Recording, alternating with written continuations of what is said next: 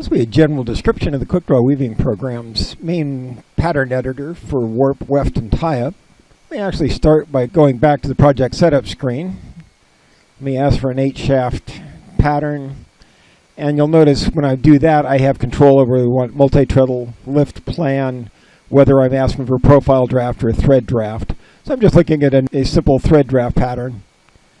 And the other demos will talk about those more details. So I get back to the editor by going back to either there or the view, the edit, the pattern screens. Now I have 3 different editors essentially available to me. Most easily, the mouse can be used to create whatever pattern I want, and I can control the same thing in threading, tie-up, treadling. Now I'm actually using a 3-button mouse. The left button is controlled by a toolbar here, where you see the little mouse icon with the left button marked.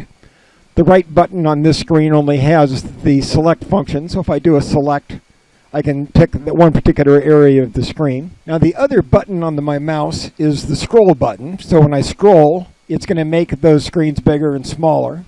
And that's a similar function when I hit the icons on the toolbar that will make the image smaller or larger. So give me black warp threads and white weft threads, and I can change that to whatever I want in the main edit functions. And I can do things like if I ask for the straight twill pattern, I can fill that in. I can then do the same thing in the weft, and if I take that same pattern, if I drag this, I can then drag a pattern. So I can create whatever I want that way. Now the other way I can also create a pattern by selecting that area, and now I'm just going to press keys 8, 7, 6, 5, 4, 3, 2, 1, 0. It's going to enter those as it is, and if I want shafts higher than that, if I go to the next row below the 1, 2, 3, I get the QWERT. That would give me shafts 11, 12, 13, and respectively 21 from A to S and so forth. So I can use the keys to enter my pattern. And the other thing that also happens on the zoom here, you'll notice there is a series of small circles here. Let me zoom in a lot.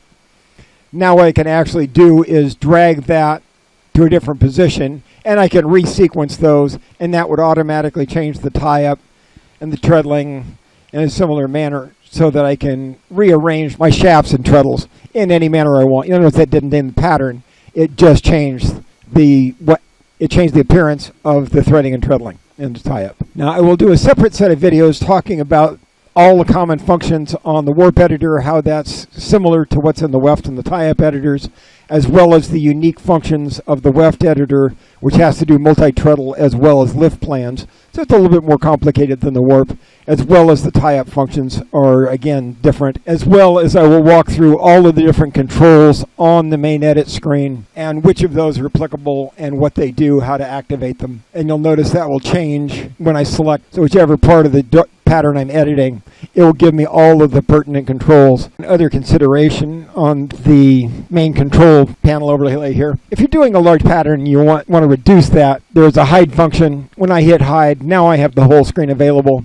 To bring that back, when I just get that would reduce the control screen to just the main mouse control functions. And so I can select what I want from there.